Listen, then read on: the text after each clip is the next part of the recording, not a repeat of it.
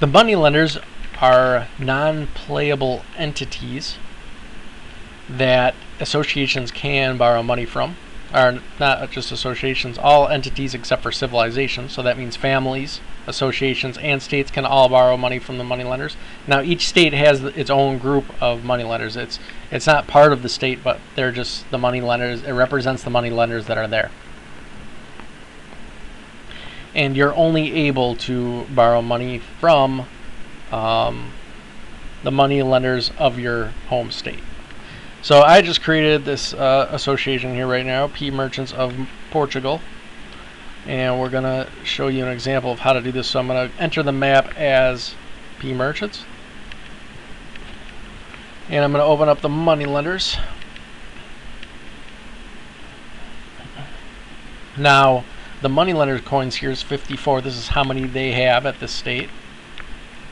Accounts receivable is how many coins other entities owe them, and again we're just referring to the moneylenders that are at Portugal right now. Expected payments, this is how many loans basically they've given, and the moneylenders collect 1 coin per loan each year, or attempt to at least. So they're expecting 12 coins, but they may not get that. And then here's treasure coins. This is my whatever entity I entered on the map as. This is how many coins I have, which is 0, because I just created it. When you create an association, they start with 0 coins. Debt payable, this only applies to debt to the moneylenders. It doesn't include bonds or anything like that. And payments due, basically how many loans I've taken from the moneylenders, and they're going to attempt, like I said, they're going to attempt to take 1 coin from this association per loan each year. Now there's no fees if you're not able to pay it. In some games I have fees, here I don't. It's like that in the tabletop game Merchant Adventure 2, they don't have fees. But if you're not able to pay, they're going to check they're not going to check just once that year. They're going to keep checking the whole year until they take everything. Once they take everything that they're owed for that year, then they'll stop until the next year. Now, one thing you can't do in this game that you can do in the tabletop game is banish the moneylenders if you're the magistrate of in the tabletop game. It's the magistrate of the port is able to banish the moneylenders, which wipes out all the player's debt for all the entities that he controls. You can't do that in this game, at least not yet. I'm not sure. I don't think I'm going to put that in this game. But anyway, when you do borrow coins, first of all, you need the net worth of the association that you're signed in as currently needs to have a net worth of 0 or higher. Otherwise, they're not going to loan you anything. Once it gets below that and you try to borrow, it's going to say insufficient funds, means you can't.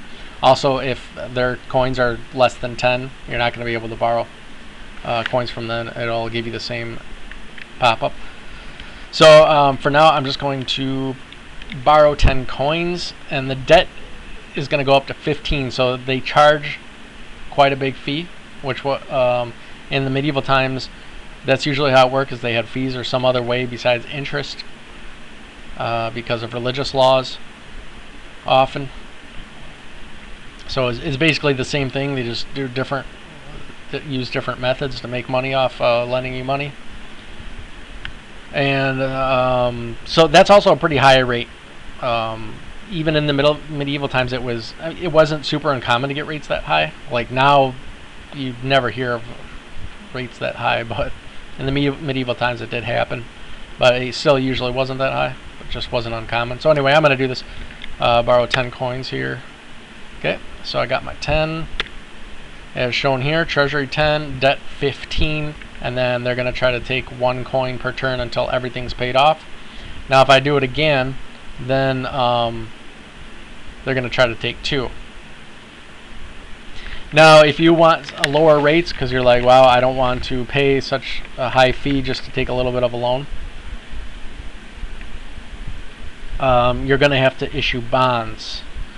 And the problem with that is if your family needs coins, if you want for some reason you need coins for your family, You can't issue bonds on behalf of your family. This is the only way to borrow money in the game for family entity. Civilizations, they cannot utilize the money lenders, and they can't issue bonds, so they're not really included in this area of the game.